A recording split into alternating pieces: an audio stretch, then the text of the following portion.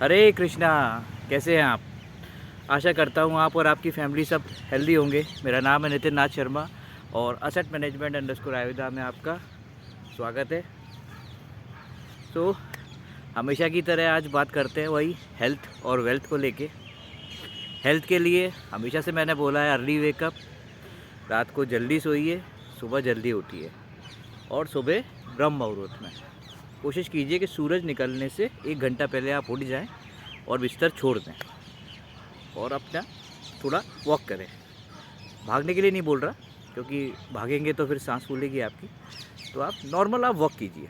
और भाई आयुर्वेद में भी यही कहा गया है, हमारे यहाँ देश जो है आयुर्वेद में जो बोला गया है हमेशा सिर्फ वॉकिंग करने के लिए बोला है। कभी भी आप देख लीजिए हमारे देश में कोई भी स्पोर्ट्स या कोई भी डांस वगैरह सब स्लो हैं, फास्ट डांस नहीं है हमारे यहाँ। आप कहीं भी पूरे नॉर्थ से लेके साउथ तक कहीं भी चले जाइए पूरे इंडिया में, सारे जो पुराने जो सभ्यता के जो डांसेस मिलेंगे सब स्लो है। उसी वजह से क्योंकि भारत गर्म देश है। ठीक है, तो आयुर्वेद के नियम फॉलो कीजिए और हेल्दी रहिए। बाकी वेल्थ के लिए म्यूचुअल फंड सही है, पहले भी सही था, आज भी सही है और कल भी सही रहेगा। देखिए म्यूचुअल फंड के अंदर क्या होता है कि आपको लॉन्ग टर्म व्यू बनाना पड़ता है। लॉन्ग टर्म का मतलब 7 साल, 10 साल, 15 साल, 20 साल, मतलब आपके लॉन्ग टर्म गोल्स के लिए म्यूचुअल फंड सबसे ज़्यादा बढ़िया है। बिल्कुल सही है कहने का मतलब एकदम। बाकी कोई भी प्रोडक्ट्स आप चाहे इंश्योरेंस में चले जाएं, चाहे पोस्ट ऑफिस की किसी स्कीम में चले जाएं, चाहे बैंक में चले जाएं, लॉन्ग टर्म के अंदर जो 10 साल, 15 साल, 20 साल में जो आपको मैच्योरिटी वैल्यूज़ होंगी जो, वो म्यूचुअल फंड से ज़्यादा आपको कहीं नहीं मिलने वाली। मुझे मिली हैं भाई, 20 साल तो मुझे ही हो गए पिछले, तो आपको भी मिलेंगी। इंडियन इकोनॉमी में बहुत तेज़ी है, आने वाले टाइम में बहुत ग्रोथ है, कंजम्पशन मार्केट है, तो आप डरिएगा मत। मार्केट के अंदर वॉलेटिलिटी हमेशा से बनी रहती है। 20 साल पहले जाएंगे तब भी मार्केट गिरता था, 10 साल पहले मार्केट भी गिरता था, 15 साल पहले भी गिरता था और आज भी मार्केट गिरता है। लेकिन गिरता है और वापस उठता भी है।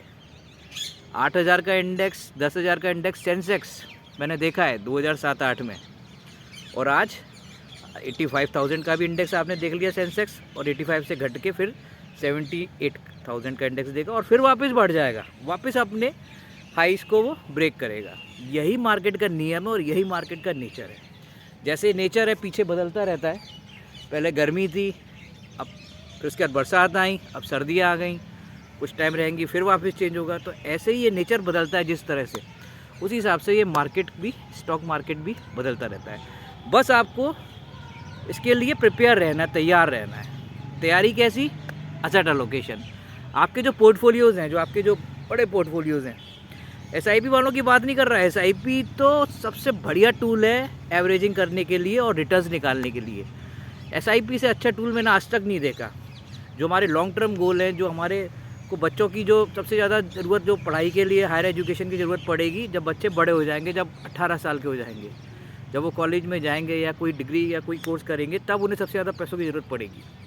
तो तब हमारे पास पैसा इतना होना चाहिए कि एजुकेशन लोन ना लेना पड़े।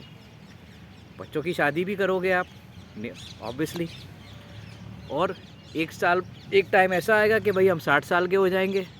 तो 60 साल के हो जाएंगे तो हमारी अर्निंग कैसी होगी? भाई जो सर्विस क्लास वाले हैं, चाहे वो गवर्नमेंट जॉब करते हो चाहे प्राइवेट जॉब करते हो, भाई रिटायर्ड तो होना ही पड़ेगा ना, जॉब तो छोड़नी पड़ेगी। तो हमें अपनी लाइफ साइकिल में इतना पैसा हमको क्रिएट कर देना है कि 60 साल के बाद हमको पैसा कमाने की ज़रूरत ना पड़े, और हमारा आज का जो पैसा, जो इन्वेस्टमेंट जो हमने किया है, वो हमको एक हैंडसम मनी मंथली देता रहे पेंशन के रूप में।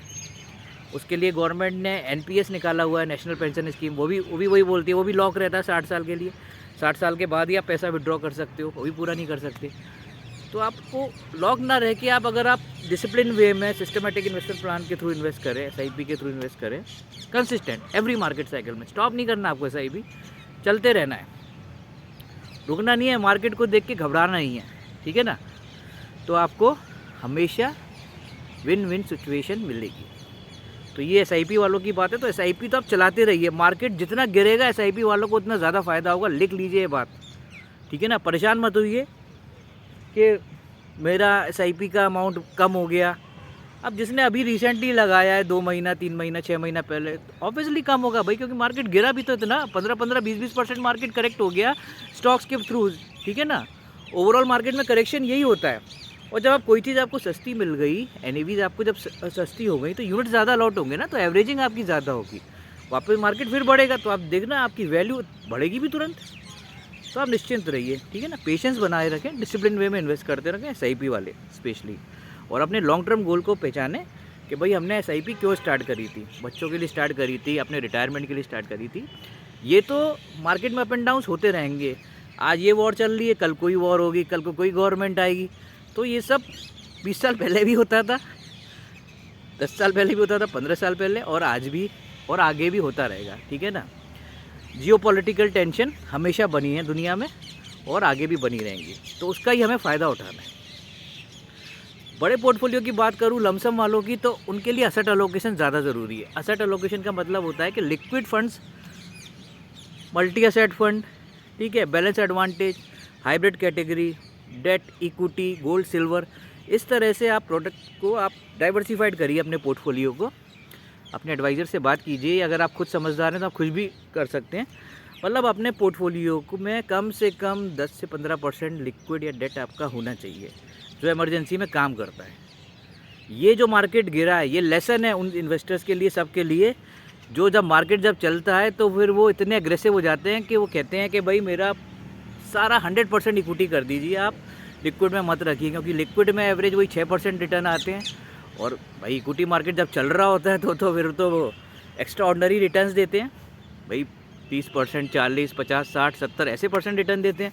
तो भाई वहाँ 60% रिटर्न आ रहा है, यहाँ 6%, तो ऑब्वियसली आपको अच्छा नहीं लगेगा। लेकिन ये एक लेसन है, एक सबक है उन्हीं सब इन्वेस्टर्स के लिए जो बहुत ज़्यादा एग्रेसिव हो जाते हैं, ठीक है ना।